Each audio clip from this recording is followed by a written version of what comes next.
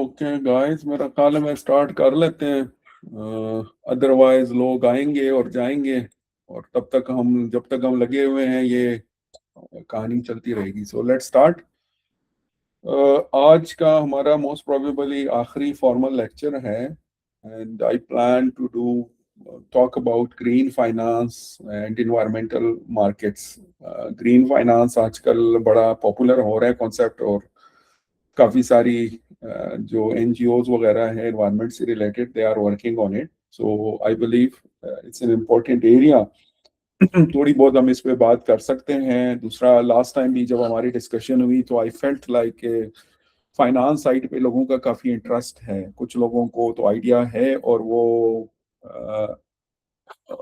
वो शायद उसके लिए कर भी रहे हैं, काम शाम उसमें कर रहे हैं, या इन्वेस्ट किया हो उन्होंने स्टॉक मार्केट में। तो उस हिसाब से मैं समझता हूँ कि एक नेचुरल है कि आप लोगों में शायद शायद कुछ लोग इंटरेस्टेड है इसमें।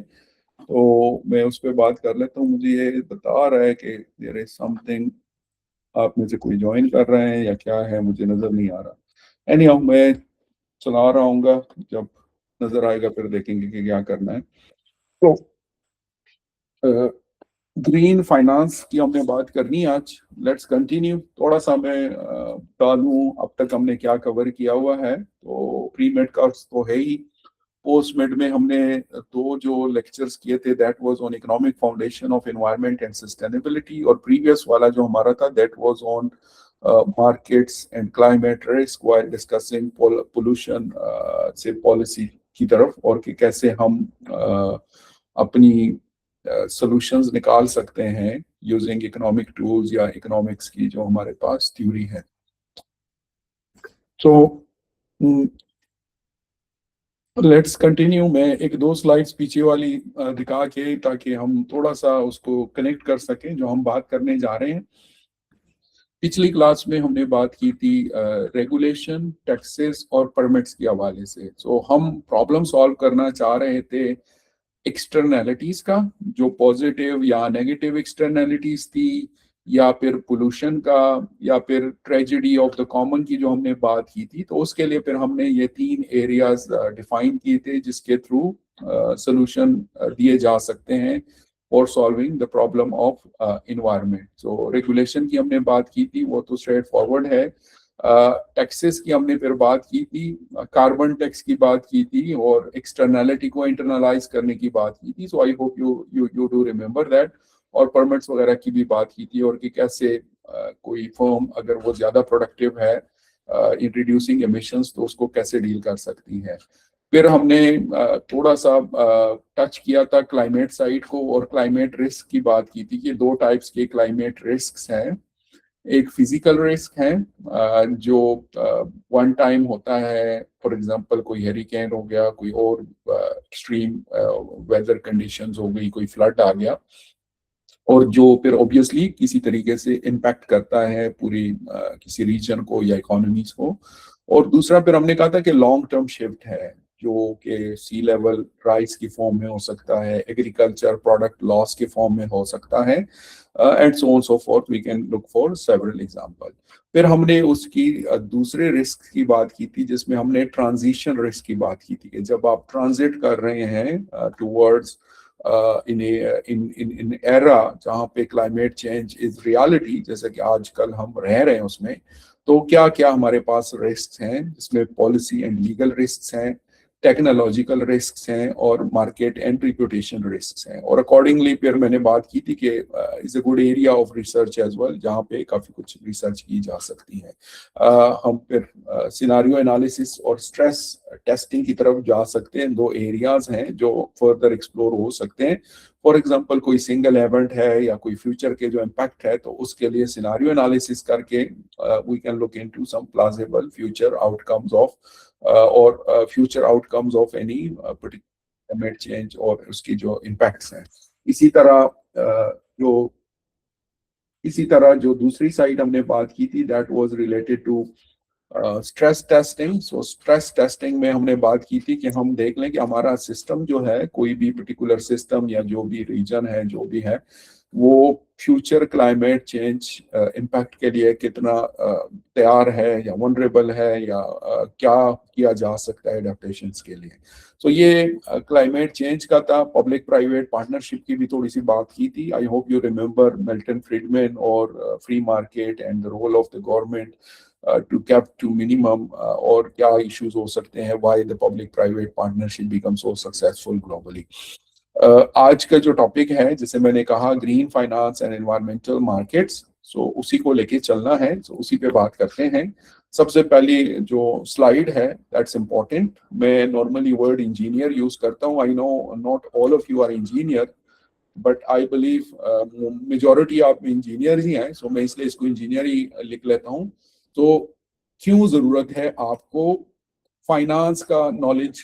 जिस तरह हमने बात की थी इकोनॉमिक्स की, इसी तरह हम फाइनेंस की भी बात कर सकते हैं। एक तो जो बड़ी प्रोमिनेंट बात है, पैसों के बगैर कुछ नहीं होता। तो जो भी आपने प्रोजेक्ट करने होते हैं उसके लिए पैसों की जरूरत होती है। जब पैसे आ जाएंगे तो फाइनेंस आएगा। तो इसमें एक साइड तो है कि प्रोजेक्ट के लिए फंडिंग चाहिए। फंडिंग कहाँ से आएगी? जिससे आप मटेरियल खरीद सकते हैं, लेबर को हायर कर सकते हैं, या टेक्नोलॉजी को खरीदेंगे। तो sources of the money, the funds which is going to sponsor your projects। तो ये तो एक साइड हो गई।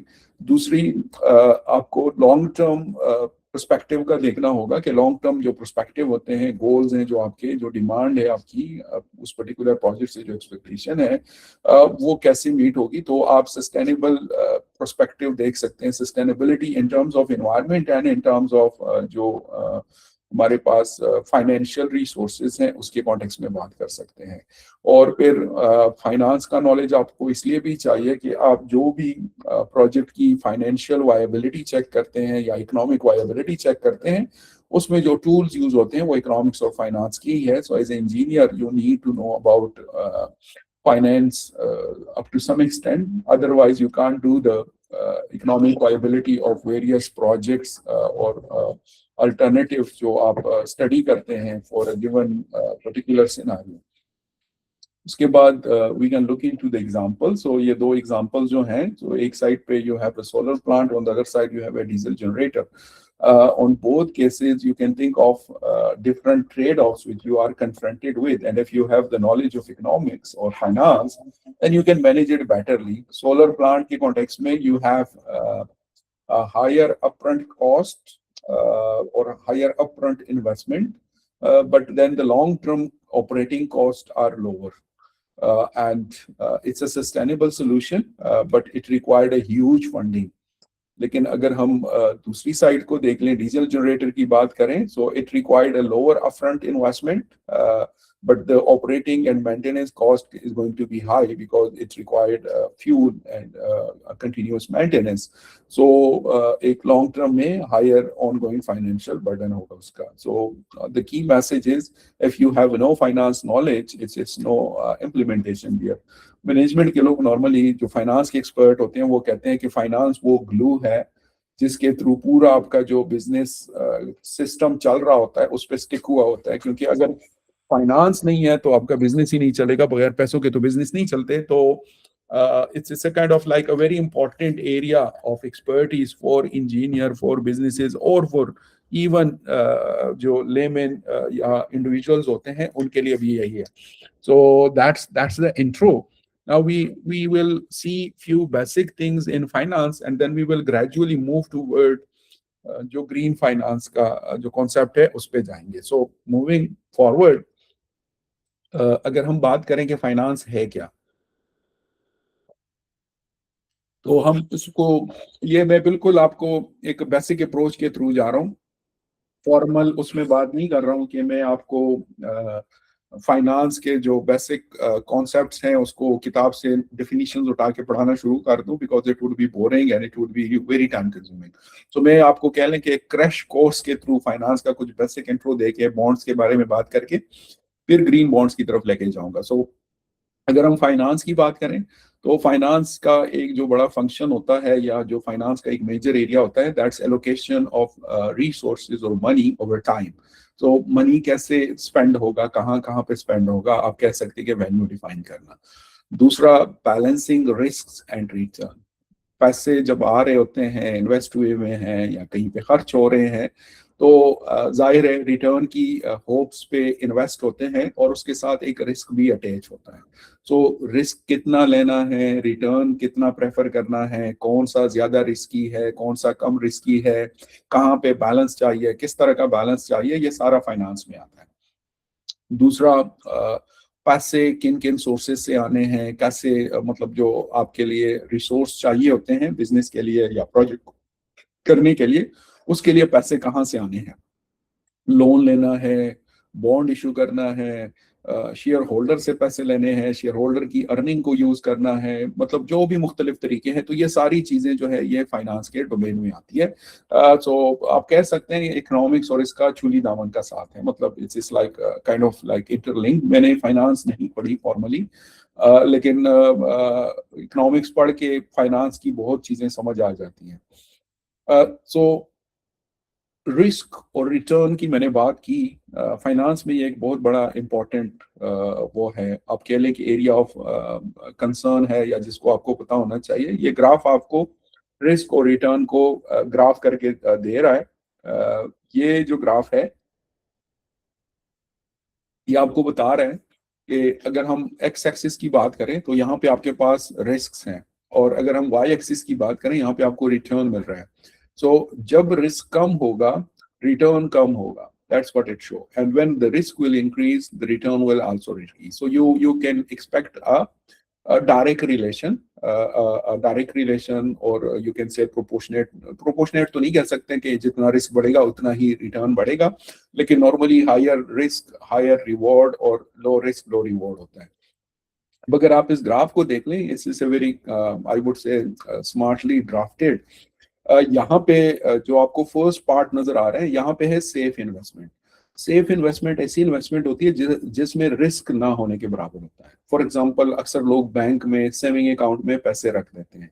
सो सेविंग अकाउंट आपको जो रिटर्न देता है वो लोवेस्ट होता है, लेकिन उसका जो एडवांटेज होता है कि उसमें आपको कोई रिस्क फेस नहीं करना होता। इसी तरह कुछ और गवर्नमेंट की जो इन्वेस्टमेंट बैंक्स के थ्रू आपको ऑफर होती है, नॉर्मली वो सारी लो रिस्क इन्वेस्टमेंट्स होती है। सो जब लो रिस्क होता है तो लो आपको क्या उसको कहते हैं, लो रिटर्न भी मिल रहा होता है। फिर जब आप थोड़ा सा मूव करते हैं, रिस्क को थोड़ा सा बढ़ाते हैं, मिड रेंज में आ जाते हैं, जिसको हम मॉडरेट ग्रोथ कहते हैं। सो यहाँ पे आपके पास कुछ और ऑप्शंस आ जाती हैं जहाँ पे आप इन्वेस्ट कर सकते हैं, या जहाँ पे आप रिटर्न को थोड़ा सा हाई रिटर्न को एम करते हैं। सो ब्लू चिप स्टॉक्स लिखी हुई है। ब्लू चिप कंपनीज ऐसी कंपनीज कहलाती हैं जो वेल एस्टैब्लिश होती है, जो एक ग्रोथ लेवल को अचीव कर लिया होता है, उसने एक मार्केट उसने कैप्चर की होती है। तो नॉर्मली ऐसी कंपनीज जो होती हैं उसमें लोग इन्वेस्ट करना पसंद करते हैं, क्योंकि वो वेल एस्टैब्लिश होती है और वो रिटर्न देती है। तो ऐसी कंपनीज काफी लोग प्रेफर करते हैं। आजकल हमारे जो स्टॉक मार्केट के इन्फ्लुएंसर है वो भी यही कहते हैं कि ब्लू चिप स्टॉक्स जो है उसमें आप इन्वेस्ट करें। उसके अलावा म्यूचुअल फंड्स हैं, कॉर्पोरेट बॉन्ड्स हैं, अब ये भी आपको रिटर्न दे रहे होते हैं। ये सारी इसमें रिस्क है, सेफ इन्वेस्टमेंट के मुकाबले में थोड़ा सा इसमें ज्यादा रिस्क है, लेकिन nevertheless it's not a very very risky investment. इस पे आपको रिटर्न मिल रहा होता है, और मतलब आप इसमें मॉडरेट रेंज में रह के आप आराम से सर्वाइव कर सकते हैं और ग्रो कर सकते हैं अपनी वेल्थ को, या फाइनेंस के परस्पेक्टिव से हम बात करते हैं। अगर आपको याद हो लास्ट टाइम जब मैंने स्टॉक मार्केट पे बात की थी अदर देन क्लास, तो मैंने एक चीज आपको कही थी कि आप ग्रेजुअली थोड़ा थोड़ा सा करके अगर आप इन्वेस्ट करते हैं और आप इसकी पैटर्न को कंटिन्यू रखते हैं, तो after some time, after several years, you will be in a position to create a good wealth. तो वो बेसिकली ये मॉडरेट ग्रोथ का ही वो है, रेंज है, जिसमें आप कुछ फर्म्स स्टॉक्स जो ब्लू चिप कंपनीज हैं बड़ी बड़ी जो है, जो वेल एस्टैब्लिश है, जो आपको पता है कि उनको कुछ नहीं होना, अगर वो नहीं रहेंगी तो शायद खुदा ना करे मुल्क भी ना हो, इस तरह की सिचुएशन है। तो इस तरह की कंपनीज जो होती हैं वो नॉर्मली गवर्नमेंट उसको गिरने ही नहीं देती, या वो गिर ही नहीं सकती, उनका साइज इतना बड़ा होता है, या वो इतनी बड़ी वो है एंटिटीज हैं। सो इस तरह की उसमें अगर आप इन्वेस्ट करते हैं तो रिटर्न थोड़ा सा हाई होता है सेफ इन्वेस्टमेंट से, और रिस्क उसमें मिनिमम होता है। Then we talk about the third part, which is a high return but a very risky investment as well. So ये इसकी अच्छी एग्जांपल ये जो लास्ट वन लिखा हुआ है वेंचर कैपिटल। कि मतलब आप किसी स्टार्टअप में इन्वेस्ट कर लें। अब स्टार्टअप सक्सेसफुल भी हो सकता है, फेलियर भी हो सकता है। अगर सक्सेसफुल हो गया तो फिर बल्ले बल्ले हो जाती है, लोग बिलियनियर बन जाते हैं। लेकिन अगर नाकाम हो जाता है तो फिर सारे पैसे उड़ जाते हैं। तो बड़ी एग्जांपल्स है उसकी, हमें सक्सेसफुल एग्जांपल्स नजर आती है, फेलियर नजर नहीं आते। नॉर्मली लोग कहते हैं कि 1% चांस होता है वेंचर कैपिटल का या उसका, हर स्टार्टअप जो होता है वो सक्सेसफुल नहीं होता। तो उस मुनासबत से हम ये कह सकते हैं कि ये एक सेफ इन्वेस्टमेंट है, लेकिन ये सॉरी रिस्की इन्वेस्टमेंट है। तो आपको रिटर्न तो दे सकती है, पर इट्स इज वेरी रिस्की, और you may you lose your money. उसमें रिस्क ज्यादा होता है, सो उस हिसाब से उसमें वो जो रिवॉर्ड होता है वो भी ज्यादा होता है। सो ये हो गया रिस्क और रिटर्न का। उसके बाद एक कॉन्सेप्ट है टाइम वैल्यू ऑफ मनी का। टाइम वैल्यू ऑफ मनी का कॉन्सेप्ट तो I think you would have studied it already in engineering economics, but I know some students are not engineer, so उन्होंने नहीं पढ़ा होगा, सो मैं थोड़ा सा बता देता हूँ। टाइम वैल्यू ऑफ मनी जो है, मेन आइडिया ये है कि हम आज पैसे को प्रेफर करते हैं कंपेयर टू कि हमें फ्यूचर में कोई अमाउंट मिले। नॉर्मली जब मैं ये कॉन्सेप्ट क्लास में इंट्रोड्यूस करता हूँ तो मैं उनसे ये पूछता हूँ कि आप आज, लेट से आपको कोई कहता है कि आपको 1 मिलियन रुपीज देते हैं, तो आप प्रेफर करेंगे कि आज आपको मिले या आज से 1 साल बाद मिले। नॉर्मली स्टूडेंट कहते हैं कि हमें आज मिले, लेकिन वो इसको इस पर्सपेक्टिव से नहीं देखते कि टाइम वैल्यू ऑफ मनी, वो इसको इस पर्सपेक्टिव से देखते हैं कि आज 1 मिलियन मिलेंगे तो हम खूब उसको उड़ा लेंगे, मजे कर लेंगे। वो या अगर हम उसको इकोनॉमिक्स के पर्सपेक्टिव से बात करें तो हम कहते हैं कि आज अगर मुझे 1 लाख रुपए 1 मिलियन रुपए मिलते हैं तो मैं उसको कहीं इन्वेस्ट कर लूंगा। साल बाद वो ग्रो होके 1 मिलियन नहीं रहेंगे, ग्रो हो गए होंगे। तो दूसरे केस में अगर मुझे 1 साल बाद 1 मिलियन मिलते हैं तो वो तो 1 मिलियन ही होंगे, लेकिन ये वाले ग्रो होके 1 मिलियन से ज्यादा हो गए होंगे। सो इसलिए हम कहते हैं कि आज के पैसे जो होते हैं वो कल के पैसों से ज्यादा होते हैं। या $100 today is not equal to $100 1 year from now, because the money you have today is can be invested, they can grow and they will give you a higher return. On the other side, अगर आप पैसे अपने पास रखते हैं, late से आपके पास $100 है, आपने पकड़ के रखे हुए हैं घर में, लॉक में रखे हुए हैं कि बस मेरे पास सेविंग है और मैंने इसको संभाल के रखना है क्योंकि ये मेरी सेविंग है,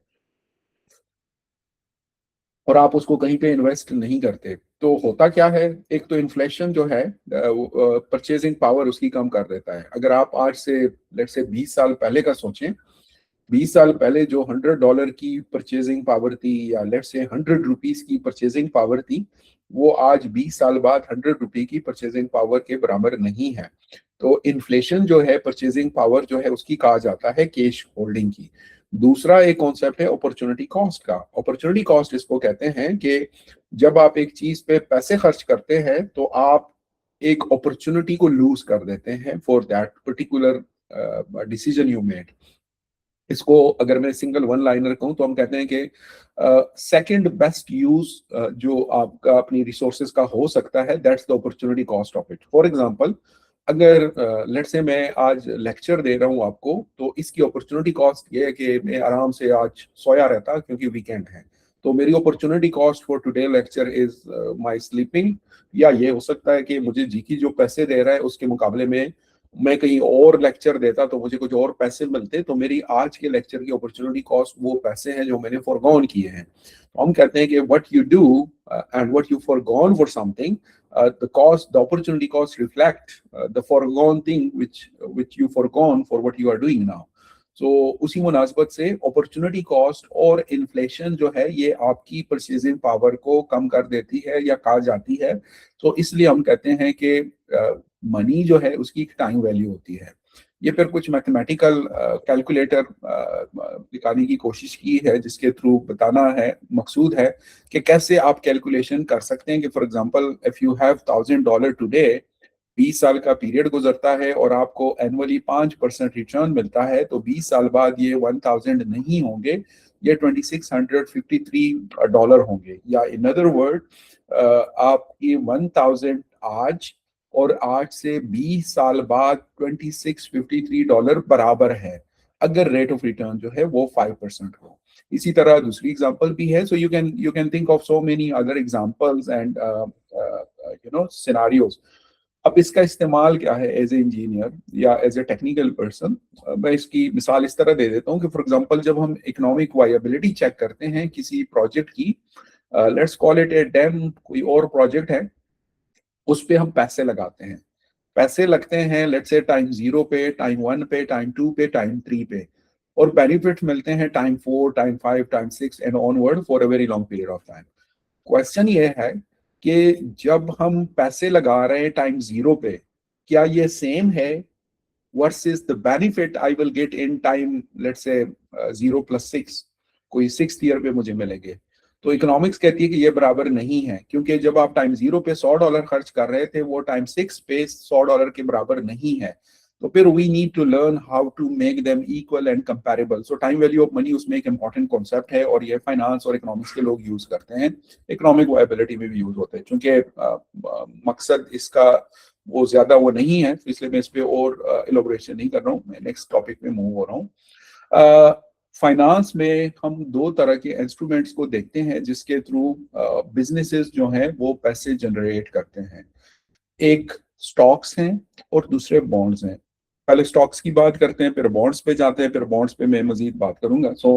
अगर हम स्टॉक्स की बात करें, स्टॉक से मुराद है ओनरशिप। तो जब आप किसी बिजनेस में ओनरशिप लेते हैं तो यू आर या आप उसके स्टॉक्स खरीदते हैं तो आप उसमें ओनरशिप ले लेते हैं, you become part of that business. For example हमने पिछली दफा शेयर्स की बात की थी। सो जब आप किसी कंपनी के शेयर खरीद लेते हैं तो आपको कहते हैं कि आप स्टॉक होल्डर है, तो आप उस कंपनी में शेयर होल्डर बन जाते हैं। मतलब आप क्या उस कंपनी में अब हिस्सा है, आप उस कारोबार का हिस्सा है। जिस तरह उसके बाकी ओनर्स हैं उस तरह आप भी उसके ओनर बन गए, बेशक आपका एक ही शेयर क्यों ना हो, आप उसके ओनर्स हैं। तो अगर कंपनी ग्रो होती है तो उसके साथ आप ही ग्रो होते हैं। अगर कंपनी कोई पैसे कमाती है तो आप भी उसमें इक्वल हिस्सेदार हैं। अगर कंपनी कोई नुकसान करती है तो आप उसमें भी इक्वली हिस्सेदार हैं। सो स्टॉक होल्डर या ownership refers to when you become part of the business and you are completely you are completely kind of having ownership equivalent to your shares, and you are equally responsible or eligible for its benefits or its losses. उसके मुकाबले में bonds एक different concept है। Bonds है loan या dates, ठीक है ना, ये कर्जे लेने वाली बात है। सो कर्जे जब आप लेते हैं, बॉन्ड्स मतलब हम बात ये कर रहे हैं कि जो एक बिजनेस होता है या कंपनी होती है, वो दो रिसोर्सेज से मेजरली पैसे जनरेट करती है। एक स्टॉक है जिसमें इक्विटी भी आती है और जिसमें शेयर्स भी आते हैं, दूसरा बॉन्ड्स है। बॉन्ड्स के थ्रू जब वो पैसे जनरेट करती है तो बॉन्ड बेसिकली कर्ज है, कर्ज के थ्रू पैसे जनरेट करना है। अब मैं और डिटेल इसमें बताता हूँ। यहाँ पे थोड़ा सा इसका कंपैरिजन किया गया है कि अगर हम ओनरशिप की बात करें तो स्टॉक में आप ओनर ओनर होते हैं, लेकिन बॉन्ड्स के केस में आप क्रेडिटर होते हैं, मतलब आपने पैसे लिए हुए हैं। इसी तरह पार्टनर्स के साथ आपका जो रिलेशंस है, पार्टनर एक में आप पार्टनर हैं, दूसरे में लेंडर का रिलेशन होता है। इसी तरह स्टॉक्स में रिटर्न मिलते हैं, जबकि बॉन्ड्स में आपको इंटरेस्ट पे करना पड़ता है। इसी तरह अगर हम हायर रिस्क की बात करें या लॉस पोटेंशियल की बात करें, तो रिस्की लेवल है, क्योंकि जब आप कंपनी में जाते हैं, ओनरशिप लेते हैं, और अगर हायर रिस्क वाली सिचुएशन है तो आपका रिस्क लेवल हाई है। लेकिन अगर आपने कर्ज दिया हुआ है एज ए बॉन्ड की फॉर्म में तो नॉर्मली आपका रिस्क लो होता है, क्योंकि अगर मार्केट कंपनी बंद होती है तो पहले उसने अपने कर्जे वापस करने होते हैं, उसके बाद शेयर होल्डर की बात आती है। इसी तरह उसका मेच्योरिटी लेवल है जिसपे बॉन्ड एक्चुअलाइज होता है, तो स्टॉक में ऐसी कोई बात नहीं होती। आपका एक परपेचुअल चल रहा होता है, कोई एक्सपायरी डेट नहीं होती। लेकिन जो बॉन्ड वाला है उसमें एक स्पेसिफिक डेट होती है जिस तक मेच्योरिटी हो जाती है, उसके बाद बॉन्ड की अर्निंग खत्म हो जाती है। वोटिंग राइट होता है ओनर्स के पास, स्टॉक होल्डर के पास। बॉन्ड वाले जो है उनके पास कोई वोटिंग राइट नहीं होता, मतलब वो कंपनी के डिसीजंस में कुछ नहीं कर सकते, क्योंकि वो तो सिर्फ कर्ज दिया हुआ है। उनको कर्ज से गरज है कि उनको उस पर इंटरेस्ट या रिटर्न मिले और कर्ज वापस हो जाए। सो इस तरह की ये कुछ डिफरेंसेस है मेजर। इस स्लाइड से जो हमने समराइज करना है वो ये है कि जो फर्म्स हैं उसके पास मेजर दो सोर्सेज हैं पैसे जनरेट करने के, स्टॉक्स हैं, ओनरशिप्स हैं, या बॉन्ड्स और डेट्स हैं, और दोनों में क्या मेजर डिफरेंस है या क्या कहाँ पे कितना इन्वॉल्व है। आगे चलते हैं और बात करते हैं। अगर हम बॉन्ड की बात करें, थोड़ा सा और इसको अब इलोबरेट करें, तो बॉन्ड क्या है। बेसिकली आप इसको इस तरह देख लें, ये जो फर्स्ट पार्ट है कि आप समझें कि कुछ इन्वेस्टर्स हैं, उनके पास पैसे हैं, वो उसको इन्वेस्ट करना चाहते हैं। तो एक तरीका तो यह है कि वो स्टॉक मार्केट में इन्वेस्ट कर दें, वो तरीका भी होता है कि वो शेयर्स खरीद लें, या वो बैंक में रख के उस पर इंटरेस्ट लें, वो तरीका भी होता है। कोई अपना कारोबार स्टार्ट कर ले, वो तरीका भी होता है। एक और तरीका ये होता है कि वो गवर्नमेंट या कॉरपोरेशन से बॉन्ड्स खरीद ले। अच्छा, बॉन्ड जो है वो, एक तो हमारे पाकिस्तान में एक बॉन्ड का कॉन्सेप्ट है जिसको हम प्राइस बॉन्ड कहते हैं। प्राइस बॉन्ड और इस बॉन्ड में डिफरेंस है।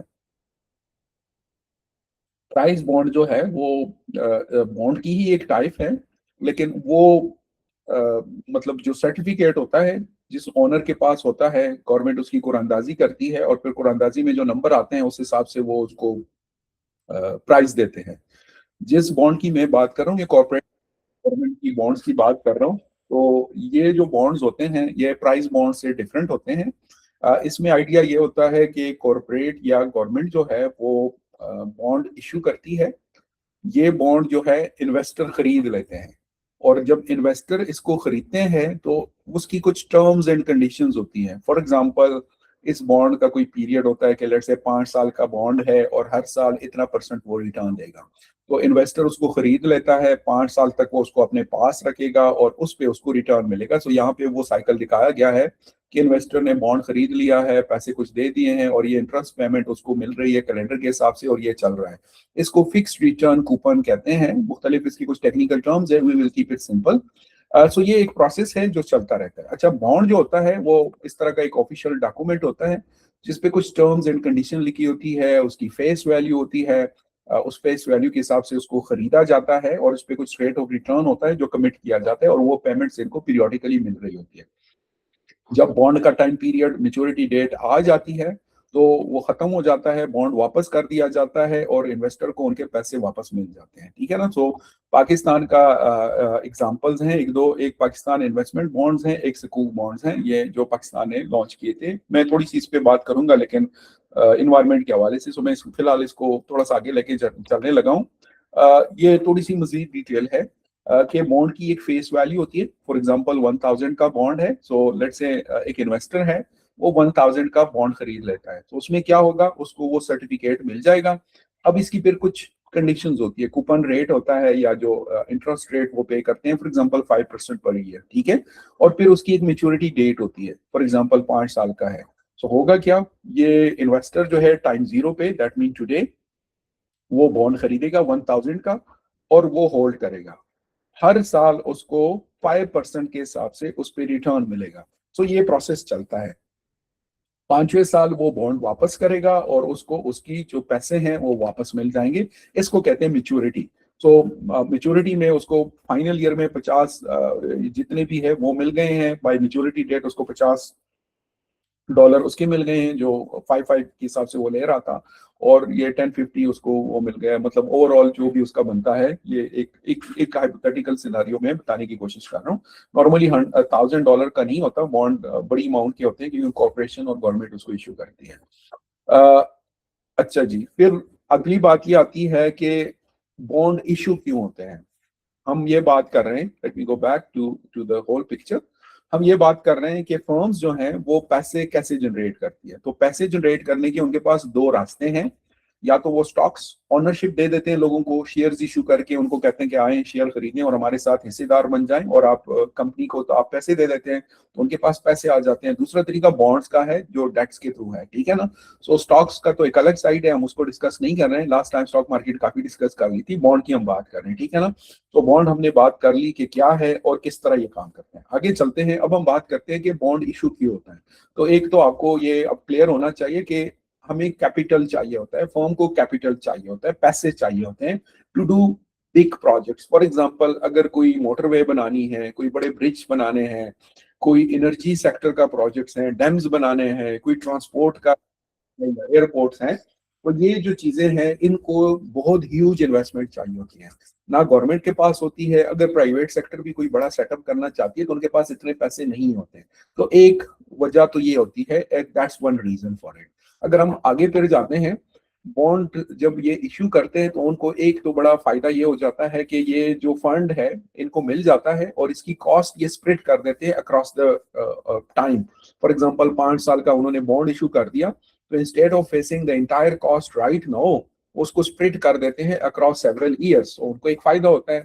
दूसरा, ये चीपर है, शेयर होल्डर्स के मुकाबले में ये चीपर है, क्योंकि अगर आप बॉन्ड्स इशू करते हैं तो उस पे कुछ टर्म्स एंड कंडीशंस होती हैं and they are paid with reference to that terms and condition, और वो एक स्पेसिफिक टाइम पीरियड तक होती है, मैच्योरिटी डेट तक होती है। लेकिन अगर इक्विटी है, किसी ने आपके शेयर्स खरीद लिए, so they become part of your profit sharing, तो वो उसके मुकाबले में फिर ये एक चीपर ऑप्शन है। और सस्टेनेबिलिटी के हवाले से उसका पर्सपेक्टिव है, मैं अभी इसको टच नहीं कर रहा हूँ, सस्टेनेबिलिटी के हवाले से भी हम बात कर सकते हैं उसमें, मैं फिलहाल इसको इग्नोर कर रहा हूँ। सो मेन आइडिया ये है कि बॉन्ड आपको अलाउ करता है कि आप लार्ज स्केल प्रोजेक्ट्स को फाइनेंस कर दें without immediate financial burden. So it's a very powerful tool to get the जो भी है आपके पास रिसोर्सेज हैं, वो आप लिमिटेड रिसोर्सेज हैं या आप उन रिसोर्सेज को फिर कहीं और यूज कर सकते हैं। फिर हम एक और टर्म यूज करते हैं कि बॉन्ड्स की मार्केट भी एग्जिस्ट करती है। तो एक तो इशूअर्स होते हैं, फॉर एग्जांपल गवर्नमेंट इशू करती है या कंपनी इशूज करती है और इन्वेस्टर उसको खरीद लेते हैं। सो इन दोनों के दरमियान जो ट्रांजिशन होती है इसको कहते हैं primary market. For example, let's say Pakistan government bond issue करती है और लेट्स से कोई यूरोप की कोई फर्म, कोई वो है, क्या उसको कहते हैं, म्यूचुअल फंड है, उन्होंने वो बॉन्ड खरीद लिया, या पाकिस्तान का कोई म्यूचुअल फंड है, उन्होंने वो बॉन्ड खरीद लिया। तो अब ये तो हमारे पास एक हो गई प्राइमरी मार्केट। अब इमेजिन करें, म्यूचुअल फंड ने तो बॉन्ड खरीद लिया, कुछ अरसे बाद म्यूचुअल फंड को ख्याल आता है कि नहीं, हमने इससे it's not worth our money, या जो भी रीजन है, उनको पैसों की जरूरत है, उनके वो इन्वेस्टर्स जो है वो पैसे मांग रहे हैं, तो वो उसको बेचना चाहते हैं। अब वो वापस तो इसको नहीं बेच सकते, क्योंकि जब इन्होंने खरीदा था तो लेट्स से उसमें 5 साल की कंडीशंस थी, तो 5 साल पहले वो इशूअर उसको नहीं खरीदेगा, तो ये उसको सेकेंडरी मार्केट में बेचेंगे। सेकेंडरी मार्केट में इन्वेस्टर एग्जिस्ट करते हैं जो बॉन्ड खरीदना चाहेंगे। अब यहाँ पे वो फिर उसको खरीद सकते हैं। अब यहाँ पे फिर कुछ इश्यूज आते हैं कि सेकेंडरी मार्केट में जब बॉन्ड ऑफर होगा सेल के लिए, तो ये भी हो सकता है कि लेट्स से जो बॉन्ड था, गवर्नमेंट ने उसको इशू किया था 100 मिलियन का, लेकिन वो उसको 100 मिलियन में ना खरीदे, उससे ज्यादा पे भी खरीद सकते हैं, उससे कम पे भी खरीद सकते हैं। डिपेंड करता है कि मार्केट में और कितनी अपॉर्चुनिटीज है। फॉर एग्जांपल, ये जो प्राइमरी मार्केट में जब ये खरीद रहे थे तो इन्होंने इसको 5% पे खरीदा था, लेकिन जब उसको सेकेंडरी मार्केट में बेचने लगे हैं तो तब तक इंटरेस्ट रेट में चेंज आ गया है, और अब पता चलता है कि मार्केट जो रिटर्न ऑफर कर रही है वो 10% है, जबकि ये बॉन्ड 5% ऑफर कर रहा है। तो इसकी वजह से ये जो बॉन्ड है ये 100 मिलियन का नहीं बिकेगा, कम का बिकेगा, क्योंकि लोग उसको कैलकुलेट करेंगे कि अच्छा, अगर हम 100 मिलियन का इसको खरीदते हैं और इसमें 5% रिटर्न ऐड करते हैं तो ये हमें कितने का पड़ रहा है, इसके मुकाबले में अगर हम 10% वाली जो अपॉर्चुनिटी अवेलेबल है उसमें इन्वेस्ट करें तो कितने का पड़ेगा। So people will do these kind of things, तो इसलिए वो उसको कम पे बेचेंगे।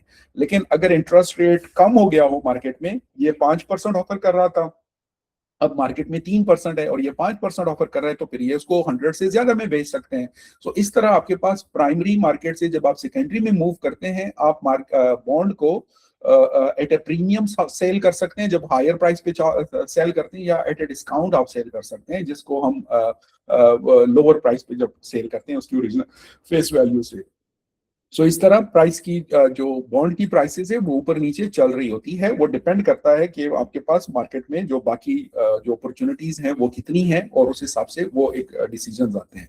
फिर बात आती है कि बॉन्ड की प्राइसेस क्यों चेंज होती है, 100 मिलियन का बॉन्ड कोई 100 मिलियन से कम या ज्यादा पे क्यों खरीदेगा।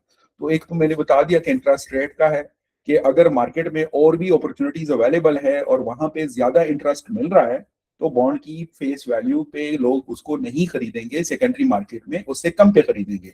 लेकिन अगर मार्केट में इंटरेस्ट रेट कम हो गई है तो फिर बॉन्ड को वो फेस वैल्यू से ज्यादा पे खरीदेंगे, क्योंकि market lesser rate of return offer कर रही है और ये उसको उससे ज्यादा में फिर बेच सकते हैं।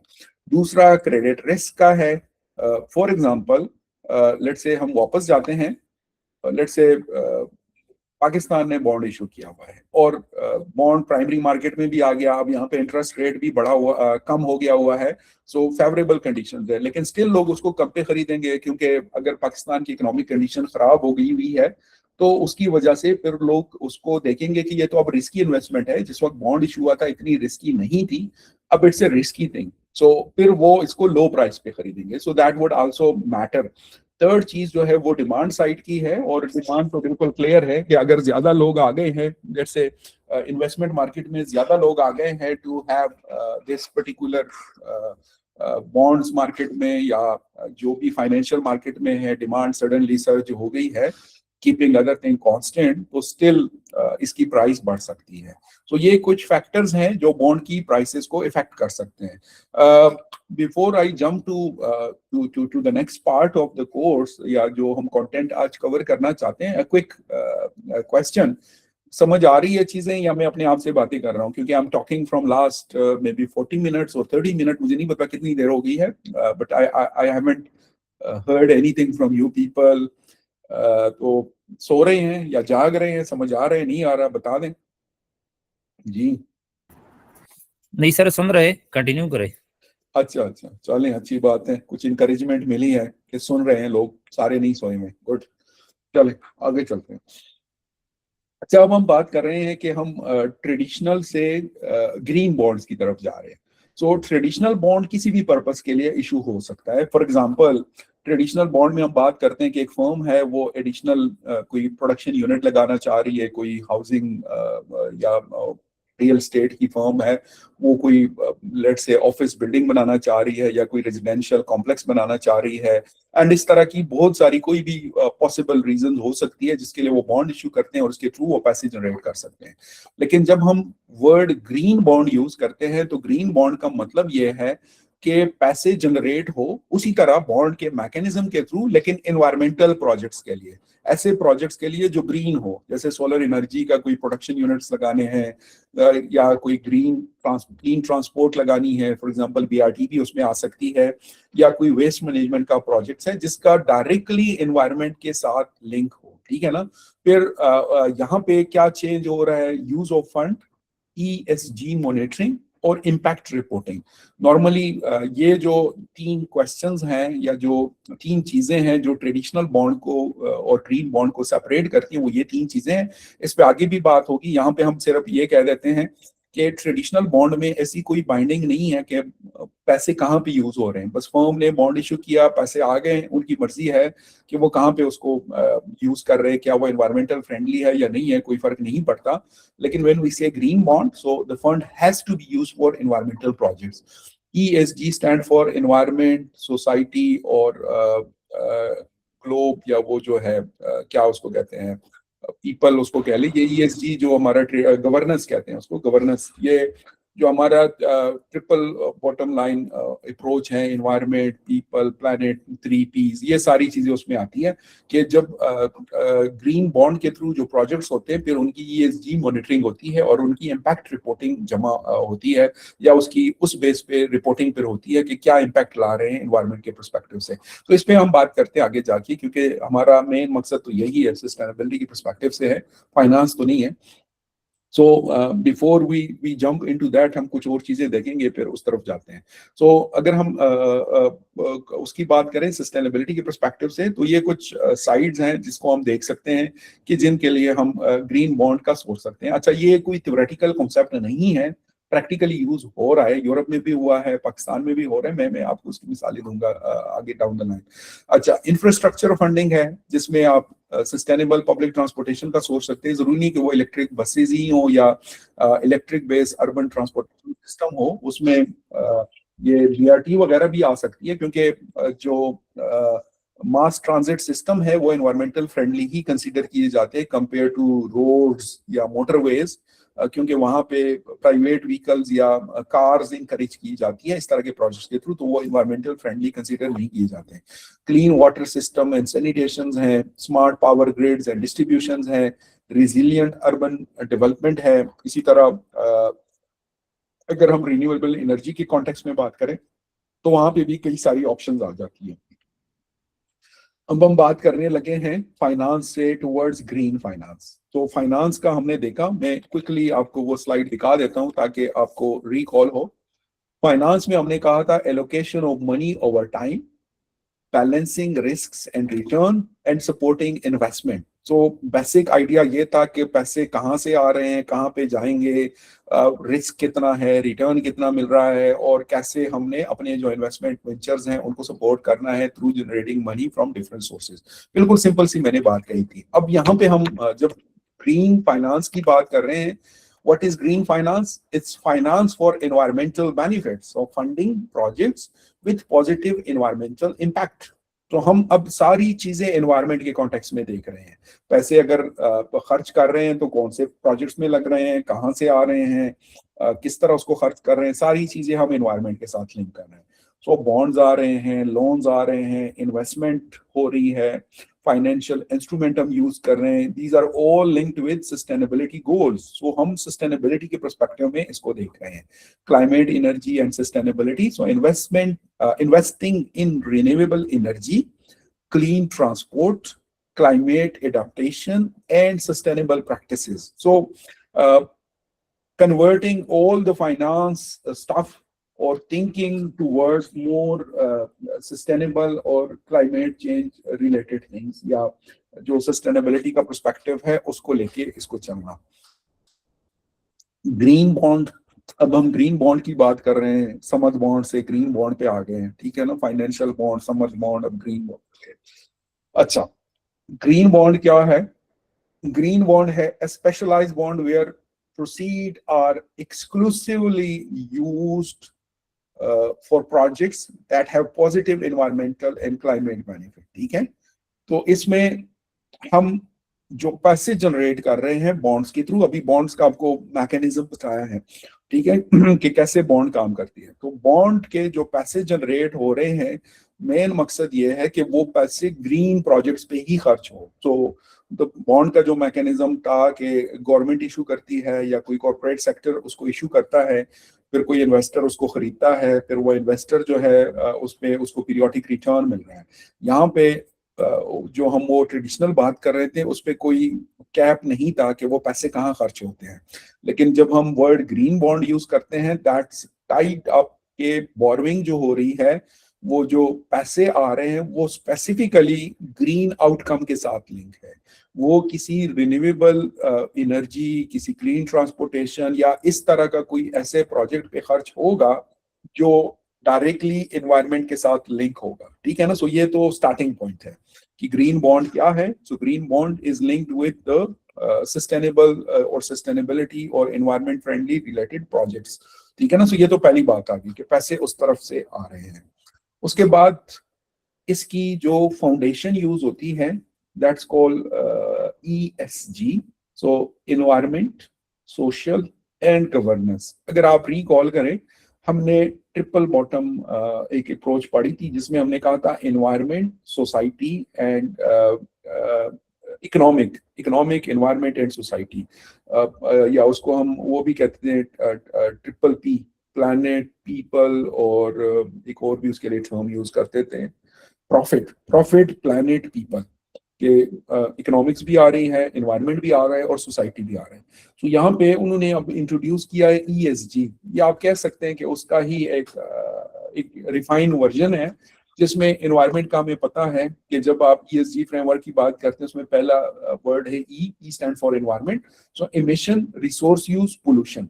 तो जो भी आप प्रोजेक्ट करने लगे हैं ग्रीन बॉन्ड के through, let's say renewable energy का कोई प्रोजेक्ट लग रहा है, तो एनवायरनमेंट का उसमें इम्पैक्ट क्या है, ये कुछ उसके पैरामीटर्स जो डिफाइन कर रहे हैं या बता रहे हैं कि एमिशंस है, रिसोर्स यूज है या पोल्यूशन है।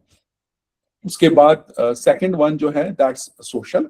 सोशल जो है वो फिर कम्युनिटी जो उसका इम्पैक्ट होता है, जिसमें ह्यूमन एलिमेंट आ जाता है, जो सोसाइटी के पर्सपेक्टिव से होता है, उसमें लेबर का भी आ सकता है, उसमें जो हमारा सोशल फैब्रिक है उसका भी आ सकता है, कस्टम ट्रेडिशन, इन चीज़ों का भी आ सकते हैं। There can be so many thing जो सोसाइटी के पर्सपेक्टिव से आप देख सकते हैं।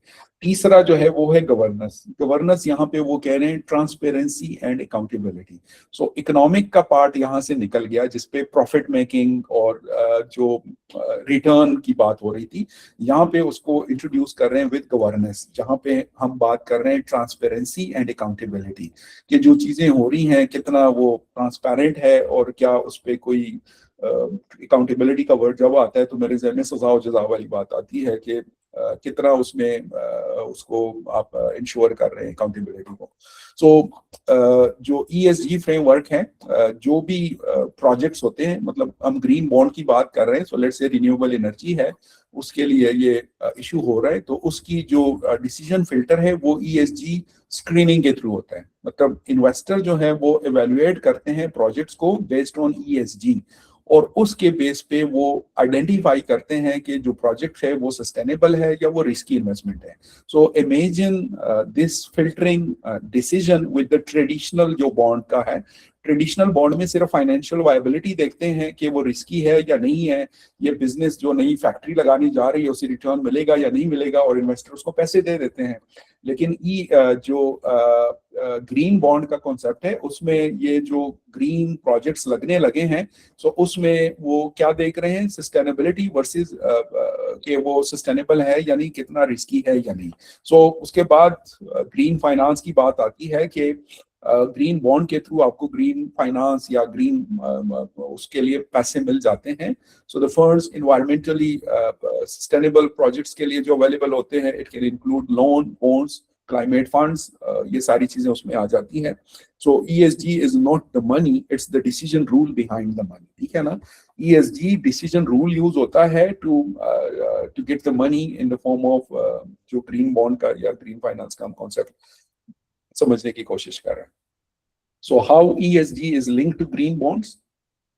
स्टेप 1 में ESG क्राइटेरिया, इन्वेस्टर्स या जो भी फंडिंग एजेंसी है, what they look at the is the project environmentally beneficial, is it socially responsible, is the governance transparent, exactly these three things, ESG, ठीक है ना। so ESG framework के through वो उनका क्राइटेरिया है जिसके थ्रू वो देखते हैं। उसके बाद प्रोजेक्ट सिलेक्शन होती है कि ये 4 आपके प्रोजेक्ट्स हैं या ये 3 जो है रिन्यूएबल एनर्जी का लग रहा है, एनवायरमेंटल फ्रेंडली है, सोशली रिस्पॉन्सिबल है, गवर्नेंस या ट्रांसपेरेंसी या अकाउंटेबिलिटी जो भी है वो क्लियर है, या इसी तरह BRT का कोई प्रोजेक्ट है या कोई वेस्ट मैनेजमेंट का है, let's say in city like Karachi और लाहौर और इवन पेशावर। इसी तरह फिर स्टेप 3 में ग्रीन बॉन्ड इशू होता है। सो ग्रीन बॉन्ड क्या है, फंड रेज होता है थ्रू ग्रीन बॉन्ड, और उसके थ्रू पैसे मिल जाते हैं उस पर्टिकुलर प्रोजेक्ट के लिए, but this money must be used for ESG compliant projects. तो ये पैसे सिर्फ और सिर्फ इन्हीं प्रोजेक्ट के लिए यूज होंगे जो ESG कंप्लायंट है, जिसके लिए लिए हुए हैं। इट्स मोर लाइक आप उसको कह लें कि ये बाइंडिंग होती है कि फिर आपने इसको इसी प्रोजेक्ट पे यूज करना है, अनलाइक जो ट्रेडिशनल सिस्टम है जिसमें ये पैसे जो हैं किसी भी पर्टिकुलर कॉन्टेक्स्ट में यूज हो सकते हैं, ठीक है। उसके बाद ऑनवर्ड उसकी रिपोर्टिंग और अकाउंटेबिलिटी है कि ESG रिपोर्टिंग उसकी करते हैं, डैशबोर्ड दिखाने की कोशिश की है कि जिसमें आप फिर देख सकते हैं कि एमिशन कितनी इसकी वजह से कम हुई है या इसका कोई पॉजिटिव सोसाइटल इम्पैक्ट है। सो ये चीजें जो है मैयर होके और वो चीज फिर आगे आइडेंटिफाई करते हैं कि बाकी ये जस्टिफाइड था या नहीं था। So green bonds operationalize ESG principle into financing, ठीक है। Without ESG green bond would just be normal bond with green labels, ठीक है। सो ESG की जो क्राइटेरिया है और मॉनिटरिंग है, that are the 2 layers, primary layer and the top of layer, जो इंश्योर करती है कि ये पैसे जो हैं बाकी ही एनवायरनमेंट और इससे रिलेटेड चीजों पे खर्च हो रहे हैं। From ESG to financial instruments. So अब ये वही वाला प्रोसेस बेसिकली थोड़ा सा और एलोबरेटेड है कि हम इसको एक सिस्टम लेवल इंटीग्रेशन देख रहे हैं कि ESG framework as a criteria use होता है, फिर इन्वेस्टमेंट डिसीजंस होते हैं इस ESG फ्रेमवर्क के बेस पे, फंडिंग होती है in the form of green bonds, और फिर उससे एक सस्टेनेबल आउटकम आता है जिसका इम्पैक्ट आप देख सकते हैं, ठीक है ना। सो एक क्वेश्चन रेज हो सकता है कि can green bond be successful without strong ESG monitoring. I don't no, it's a debatable thing, हो भी सकता है, नहीं भी हो सकता, पॉजिटिव और नेगेटिव दोनों साइड्स हो सकती हैं।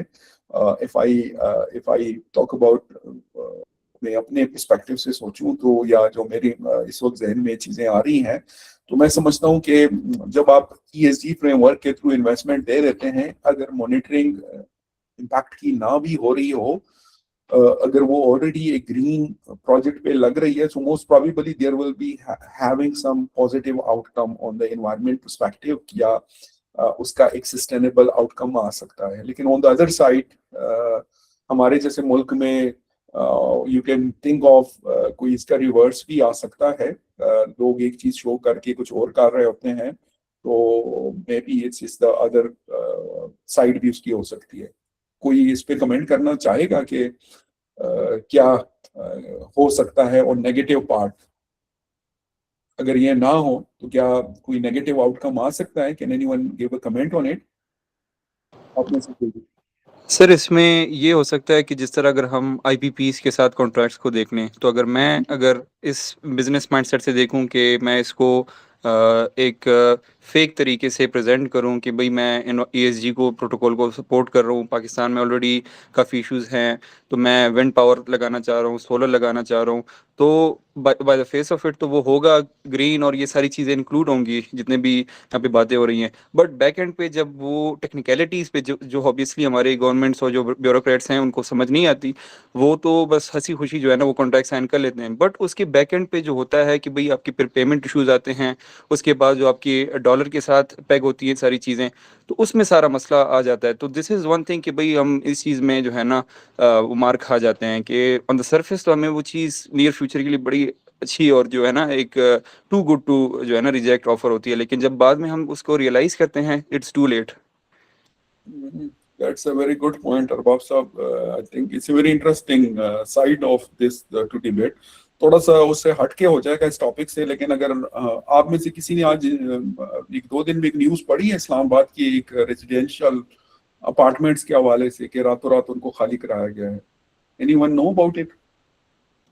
जी सर, वो वन कॉन्स्टिट्यूशन एवेन्यू वाला। Exactly. So that's a classical example. What happens and what is shown.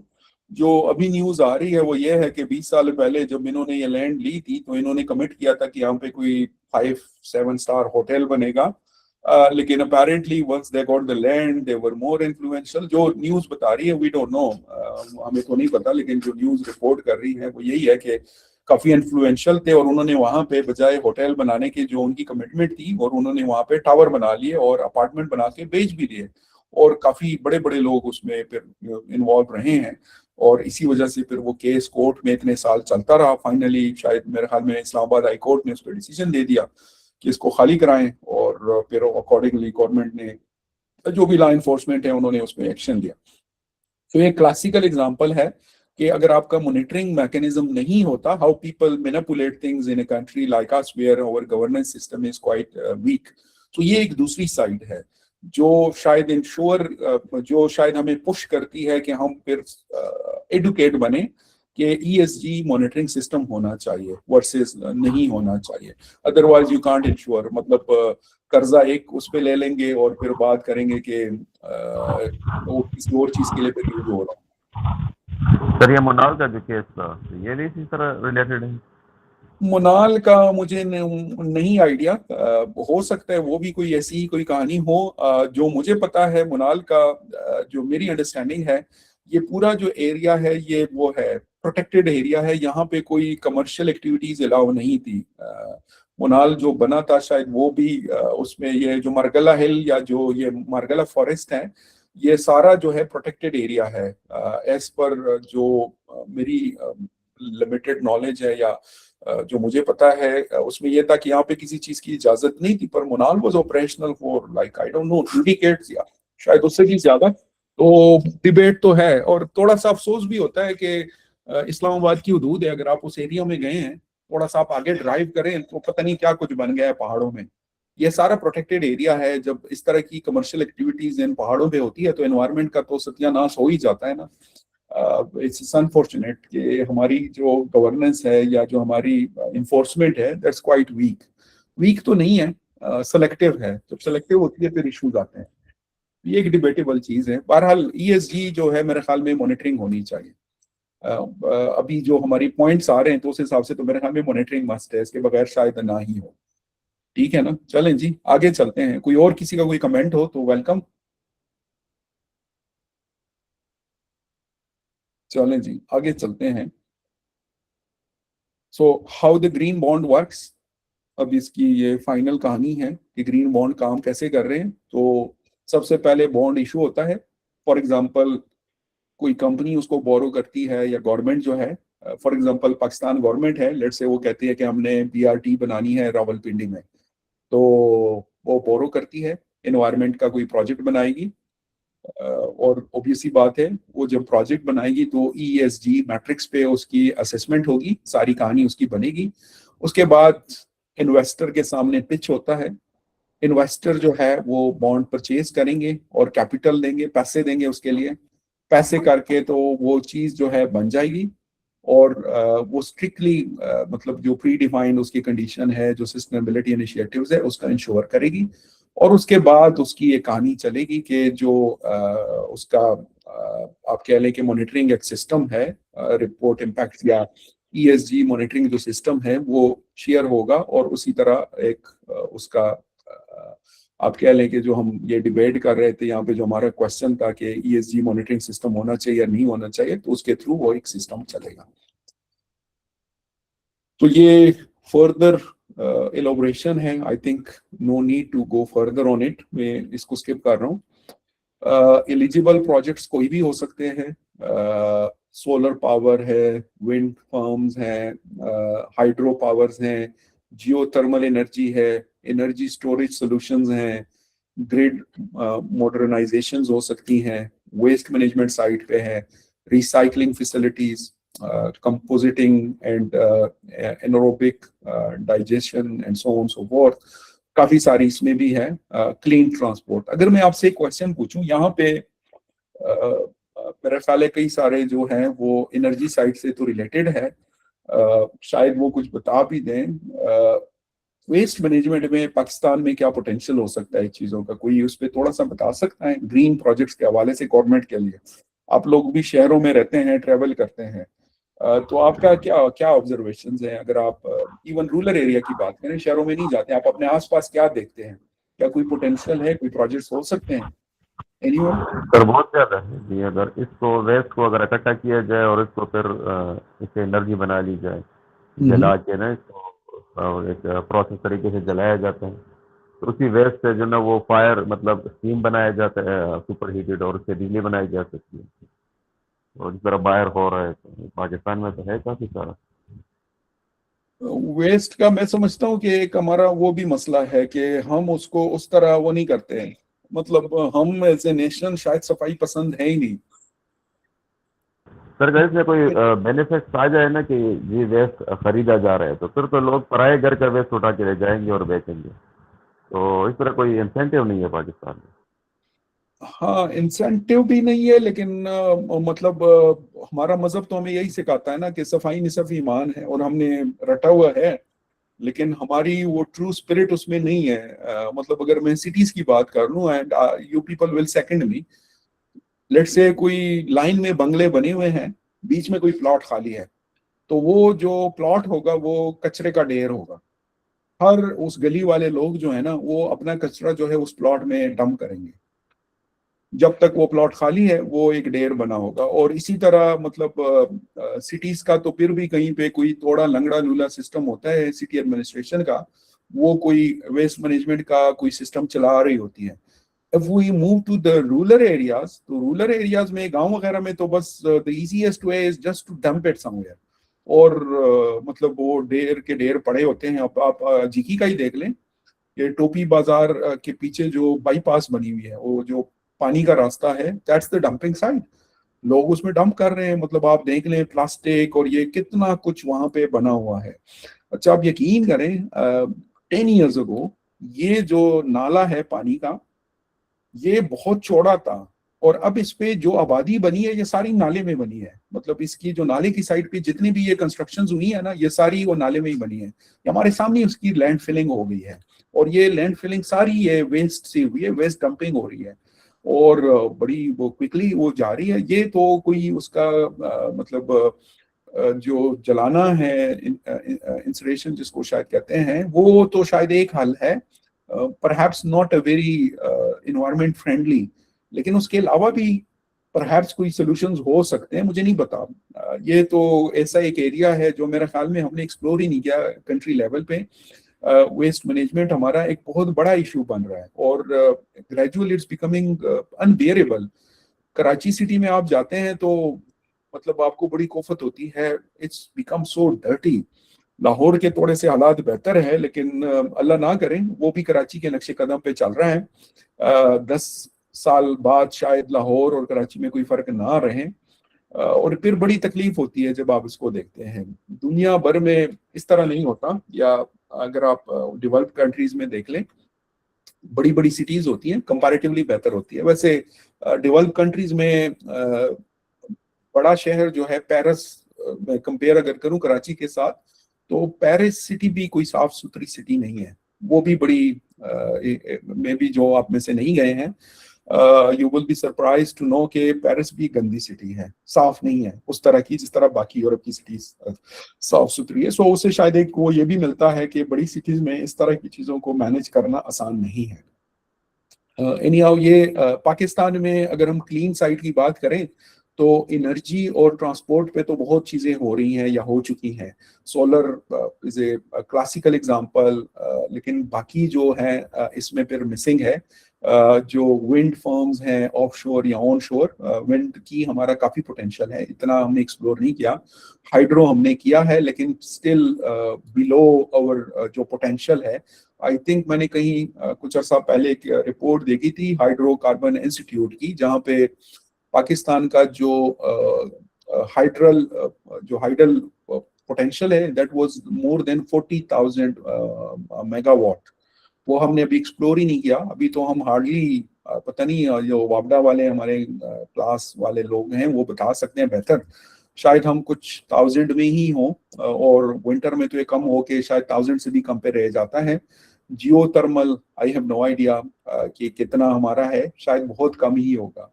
और एनर्जी स्टोरेज सॉल्यूशंस तो शायद अभी एक्सप्लोर हो रहे हैं कि बैटरीज और ये करके तो शायद कोई वो बने। क्लीन ट्रांसपोर्टेशन की अगर हम बात करें, ईवीज पे हम बड़ा एग्रेसिवली जा रहे हैं। ईवीज आप क्या समझते हैं, किसी का कोई है इस पे ईवीज के हवाले से? Is it a good strategy the way we are going? कोई रिस्क हैं या नहीं है? कोई उस पे कमेंट करेगा प्लीज? एनीवन? सर ईवीएस का ये है कि उसके लिए फिर बिजली चाहिए आपको, तो उसको चार्ज करने के लिए आपके पास मुल्क में ऑलरेडी बिजली की कमी है, तो वो एक एक्स्ट्रा बर्डन हो जाएगा। आप कह रहे हैं कि चार्जिंग का इशू है, only that's the issue?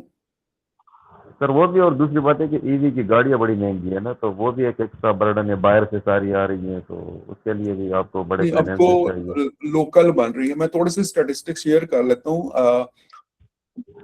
Last year we worked on some consultancy जिसमें हमने कुछ नंबर्स लिए थे, तो you will be surprise to know कि 2000 से लेके 2001 या 2 तक पाकिस्तान मतलब 20 सालों में मोटरसाइकिल जो हैं उनकी ग्रोथ रही है ऑन मतलब जो ग्रो हुए 700% से ज्यादा ग्रो हुए हैं 20 इयर्स में, लास्ट 20 इयर्स में।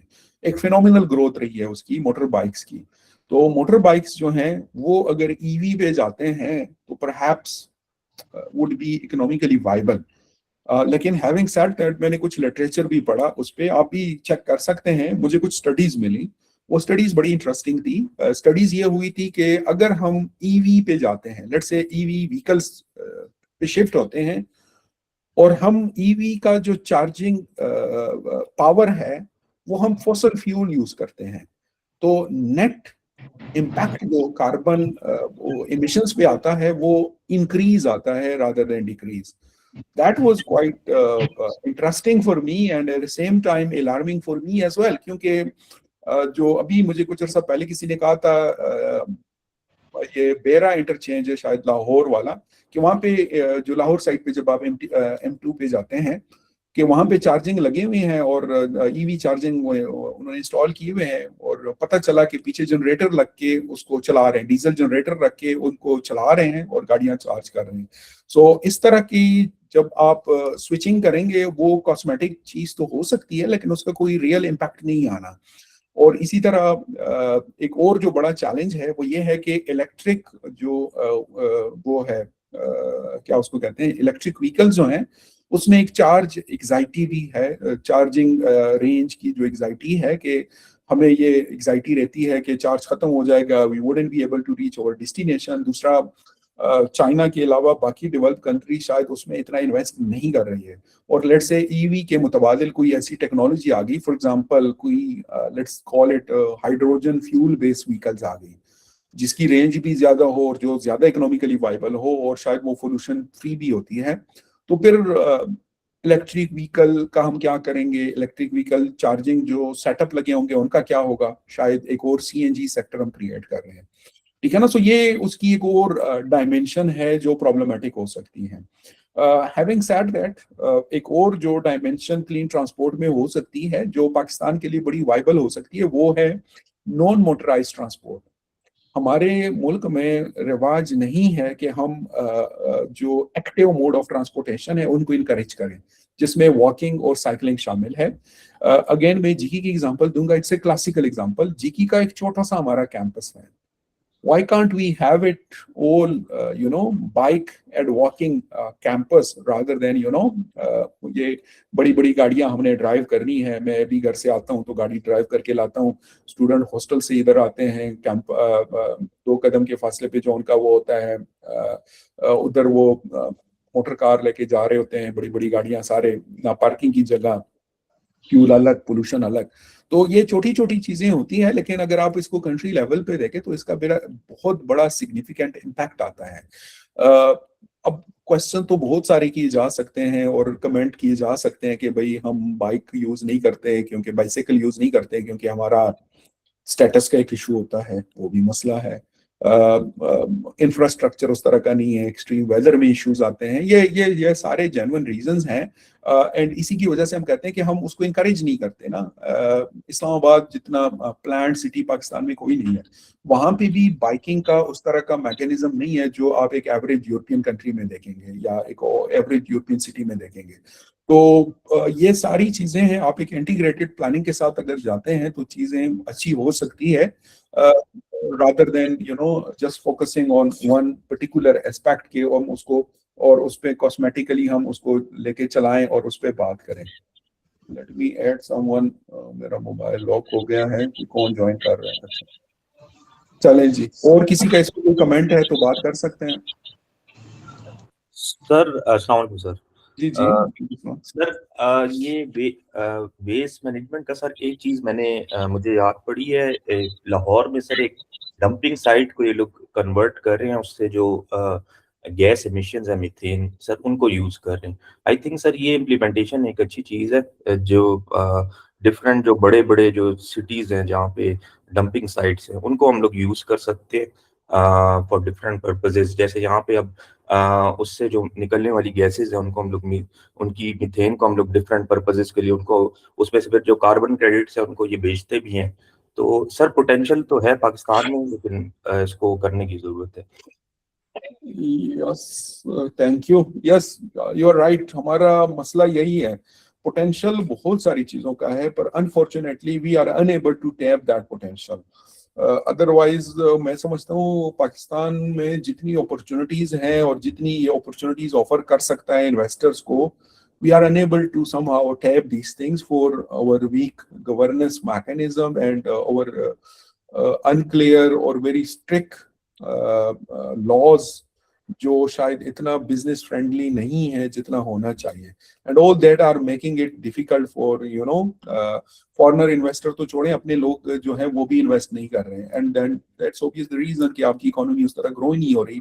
आप 4% 5% पे जाते हैं, मैक्सिमम 6% पे ग्रोथ जाती है, और फिर वापस हम बैक टू स्क्वायर वन आ जाते हैं। 3-4 साल एक गवर्नमेंट मेहनत करती है, 5% पे लेके जाती है, फिर हम उसको सस्टेन नहीं कर पाते क्योंकि हमारे उसमें जान ही नहीं है, सिस्टम में जान ही नहीं है।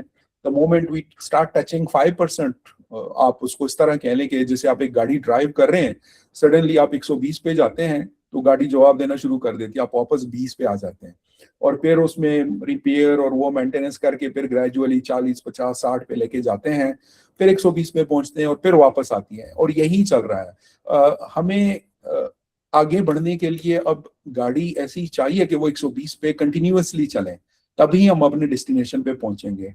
एक तो उसका भी मसला था कि हमारी डायरेक्शन किसी और तरफ थी, वो तो अल्हम्दुलिल्लाह अभी काफी हद तक हमने यू टर्न लेके चीजें ठीक कर ली, या शायद हमें लग रहा था कि हमारी डायरेक्शन गलत है, डायरेक्शन ठीक थी, हमारी अवेयरनेस नहीं थी या हमारी अंडरस्टैंडिंग नहीं थी। अब कुछ चीजें क्लियर हुई है तो लग रहा है कि हाँ, हम बोर्ड गलत पढ़ रहे थे, गाड़ी की डायरेक्शन ठीक थी, जस्ट रोड खराब थी, या जो मोटरवे थी वो मोटरवे पे हम नहीं थे।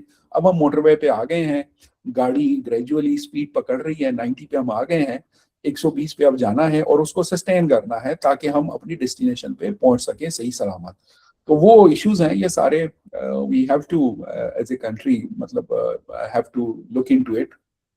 जो भी हमारे कंसर्न डिपार्टमेंट्स है, लॉ मेकर्स हैं, they have to look into it कि कैसे हमने अब बिजनेसेस को बढ़ाना है, इकोनॉमी को ग्रो कराना है, क्योंकि बाकी सारी चीजें ठीक हो जाएं लेकिन अगर आपकी इकोनॉमी ठीक नहीं है फिर भी प्रॉब्लम है, क्योंकि let's call it defence, let's call it some other things, they can't sustain without a good economy and without खुशहाल लोग जब तक नहीं होंगे, बाकी चीजों का जो भी रिटर्न आ रहा है वो टैप नहीं हो सकता। चलें जी आगे चलते हैं, नेक्स्ट फ्यू स्लाइड्स को देखते हैं। ग्लोबली ग्रीन बॉन्ड्स का काफी मतलब एक ग्रोथ आ रही है, ये मैंने कुछ नंबर्स लिए थे, तो इस growing and it's growing tremendously, मतलब एक रैपिड ग्रोथ आ रही है। यूरोप जो है वो उसमें लीड कर रहा है, बाकी दुनिया में भी फिर चल रहा है, लेकिन यूरोप जो है वो मेनली लीड कर रहे हैं and numbers are phenomenally growing. Globally जो है अगर हम देख लें, ये जो लीडिंग कुछ रीजन्स आपको नजर आ रहे हैं, वहां पे आपको क्लियरली नजर आ रहा है कि कहाँ पे हो रहा है और फिर किन किन पार्ट में हो रहा है और किस किस उसमें हो रहा है। जो जर्नल इसमें हमें उससे वो लेना है, क्या उसको कहते हैं, टेक होम जो है उसमें वो यही है कि हमारे पास लीडर यूरोप है, Asia Pacific in particularly China and then US side पे आपको ज्यादा वो नजर आ रहे हैं, इस पर्टिकुलर एरिया में ग्रोथ नजर आ रही है। अगर हम पाकिस्तान के कॉन्टेक्स्ट में बात करें, तो पाकिस्तान में हमारे पास जो ग्रीन फाइनेंस है ये पाकिस्तान में भी मतलब इमर्ज हो रहा है, या हम ऑलरेडी उसके कुछ पार्ट को देख चुके हैं या उसमें कर रहे हैं। कई सारे हमारे पास उसके वो है। मैं जाना चाहूंगा इसकी एग्जांपल पे, यहाँ पे ये पाकिस्तान ने ग्रीन बॉन्ड लॉन्च किया था ग्रीन सकूक के नाम से, ये ग्रीन सकूक के नाम से लॉन्च किया था, I think it was in May 2025 या अप्रैल 2025 में इन्होंने लॉन्च किया था। और मेन आइडिया वही है, ग्रीन सकूक कोई आई थिंक 500 मिलियन का इन्होंने लॉन्च किया था पाकिस्तान स्टॉक मार्केट के थ्रू, और उसमें दे अलाउ द इन्वेस्टर जो बाहर वाले हैं, पाकिस्तानी हैं, ओवरसीज पाकिस्तानी, उनको और कुछ जो बाहर की वो है म्यूचुअल फंड्स वगैरह के थ्रू इसमें इन्वेस्टमेंट हुई है। सो पाकिस्तान का भी है उसमें कई सारे प्रोजेक्ट्स का आप सोच सकते हैं जो हो सकती हैं। हमारे लिए कई एरियाज हैं जहाँ पे इसमें इन्वेस्टमेंट हो सकती है। फॉर एग्जांपल हमारी जो ग्रीन मीटर्स की कहानियां चल रही है, या जो आप कह लें कि जो हमारा अभी एग्जिस्टिंग इलेक्ट्रिसिटी का जो सिस्टम है, मैं समझता हूँ उसको एक बड़ी ओवरहॉल की जरूरत है जिसमें मीटर्स लग सकते हैं। फॉर एग्जांपल मुझे ये समझ नहीं आती कि why we have still that old बाबा आदम जमाने वाले मीटर, जिसमें जाके एक मीटर रीडर जो है वो जाके उसको रिकॉर्ड करता है, फिर आगे रिपोर्ट करता है, फिर उस पर बिल बनता है। Why can't we have just a smart meter जिसमें एक सिम लगी हुई हो, जो मेरे मोबाइल पे, मेरे व्हाट्सएप पे मुझे मैसेज दे दे कि आपका इतना आया हुआ है, और वही चीज़ वो जो है उधर जो हेड ऑफिस है उधर भी जा रहा हो, और हर इलाके का एक नंबर आ रहा हो, तो पता भी चलेगा कि कहाँ पे लीकेजेस हो रही हैं, कितने यूनिट जा रहे हैं, कितने वेस्ट हो रहे हैं, चोरी हो रही है, वो भी पता चलेगी। Why can't we have such wiring जिसमें चोरी ना हो सकती हो, एंड सो ऑन। अगर मैं सिर्फ उसकी बात करूं, जो हमारी पावर डिस्ट्रीब्यूशन है। सर इसमें एक पॉइंट है इसी पॉइंट के रिलेटेड, वो अभी टेंडर हो गया है और चाइनीज कंपनी को भी ये वापडा वाले कुलीग ज़्यादा अच्छे तरीके से एक्सप्लेन कर लेंगे, तो स्मार्ट मीटर्स का कॉन्ट्रैक्ट उनको अवार्ड हो गया है और ऑलमोस्ट मिलियंस ऑफ मीटर्स जो है ना वो भी आके हमारे ग्रिड सिस्टम में इंटीग्रेट हो जाएंगे।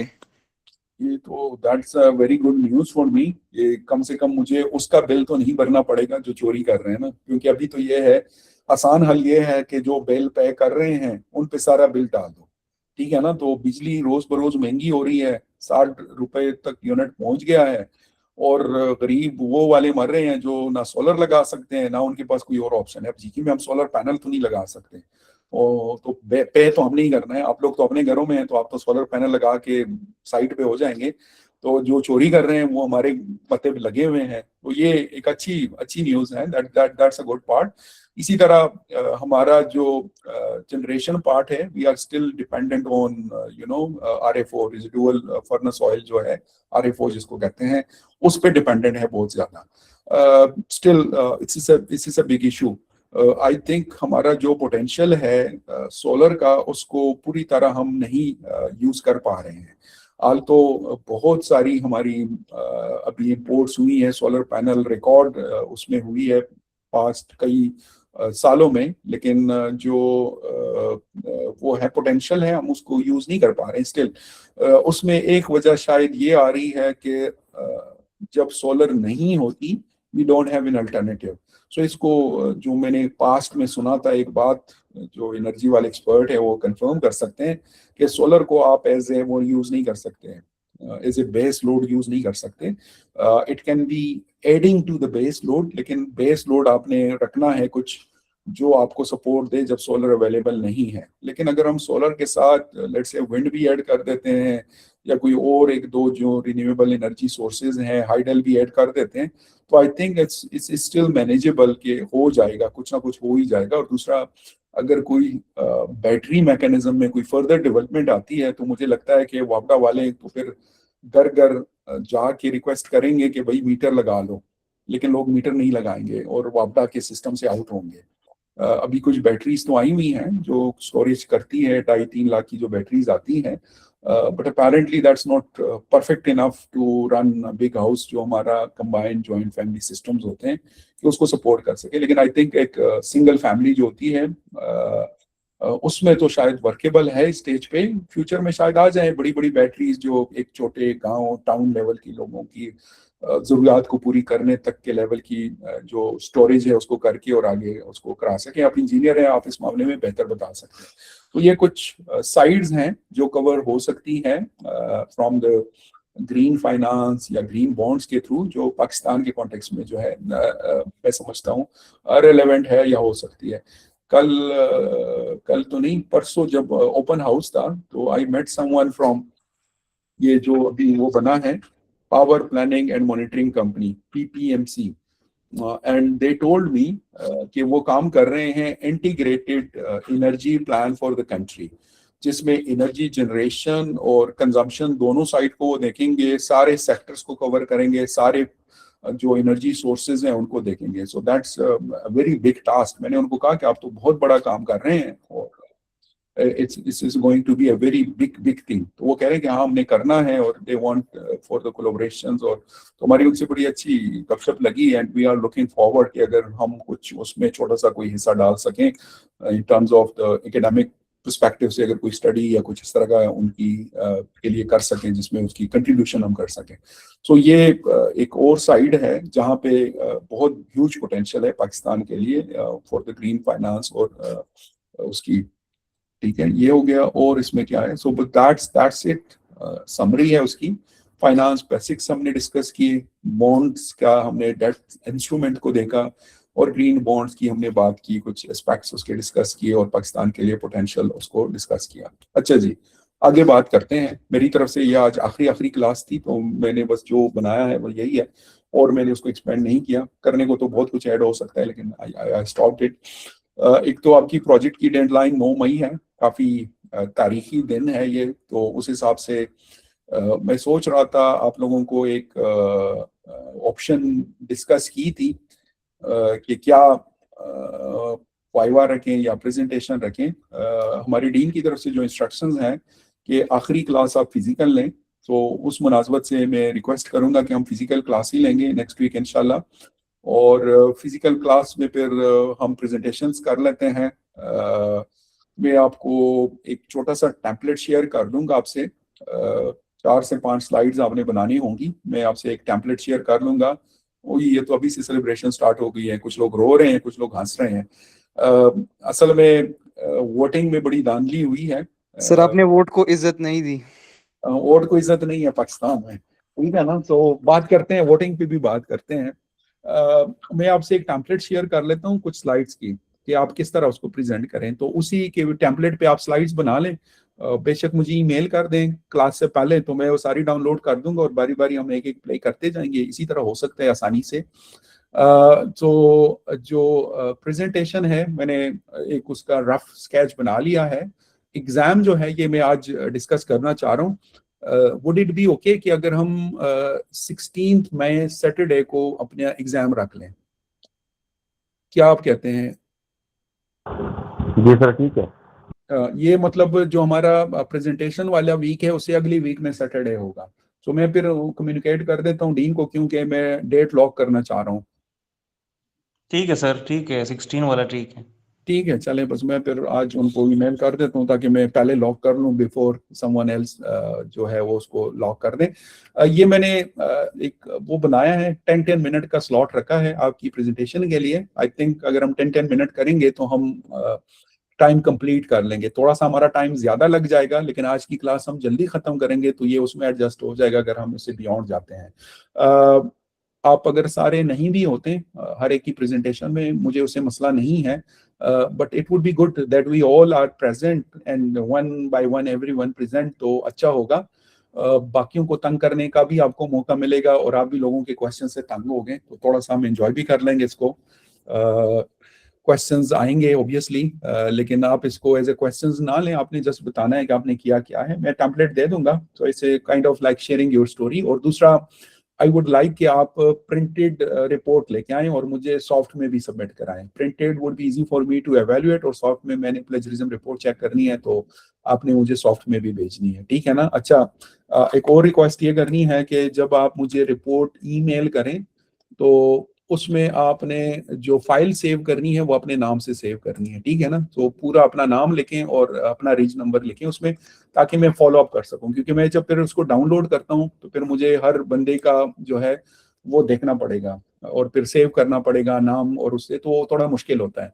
तो अगर आप अपना नाम लिखें, फॉर एग्जाम्पल फर्स्ट नेम है अब्दुल्ला मुनीर, सो _ES 2557, तो वो फाइल उसी नाम से सेव करें और अटैचमेंट पे भेज दें। इसी तरह नेक्स्ट वन और सारे अपना कर सकते हैं। तो that would be very easy for me, very convenient for me to download and look into it. जी, अब बात करते हैं धांधली की और वो सारी चीजें। तो मैंने जो स्क्रीनशॉट शेयर किया उसके हिसाब से तो जो था पूरा हो गया था, क्या कहते हैं उसको, वोट 10-10 हो गए थे। तो मेरे हिसाब से तो वोट को इज्जत मिल गई है। सर टाई हो गया।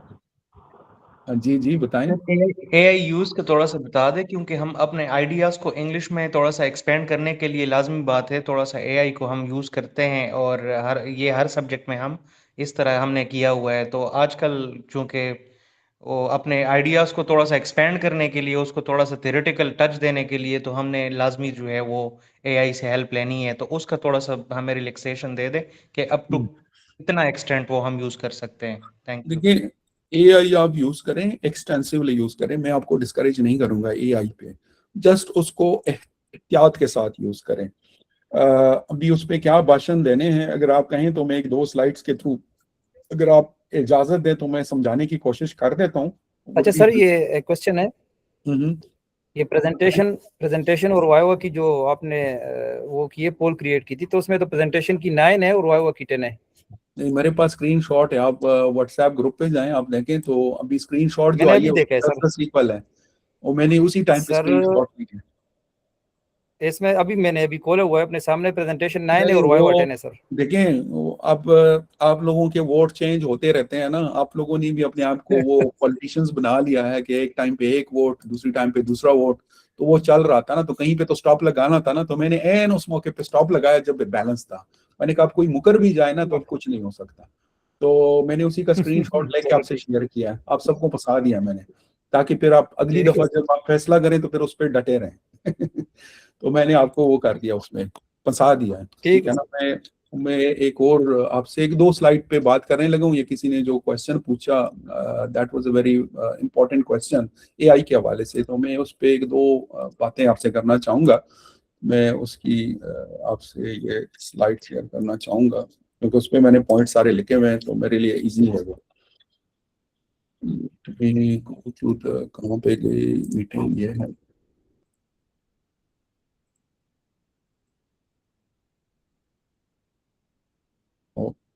शेयरिंग। प्लेजरिज्म की खैर है सर, लेकिन एआई तो हम अपना इवन ऑफिशियल